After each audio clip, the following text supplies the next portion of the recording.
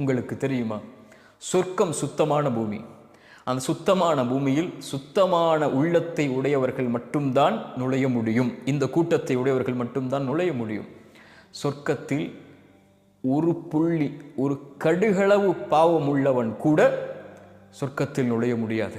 சொர்க்கம் சுத்தமானவர்கள், தூய்மையானவர்கள், உண்மையாளர்கள், நபிமார்கள், நல்லவர்கள், அல்லாஹ்வுடைய இறைநேசர்கள், தூய்மையில் மேலானவர்கள் வாழக்கூடிய பூமி. அங்கே பாவங்களுக்கு அனுமதி கிடையாது. அல்லாஹ் நாளை மறுமையில் நம்முடைய பாவங்கள் முழுவதையும் மன்னிக்க வேண்டும், அல்லது அல்லாஹ் நாடி நரகத்திலே அல்லாஹ் அனுப்பி தண்டனையை கொடுத்து அங்கே தூய்மைப்படுத்தியதற்கு பிறகு அல்லாஹ் சொர்க்கத்தை கொடுக்க வேண்டும். ஒன்று அல்லாஹ் மன்னிப்பான், அல்லது தண்டனையின் மூலமாக அல்லாஹ் அந்த பாவத்தை அழிப்பான்.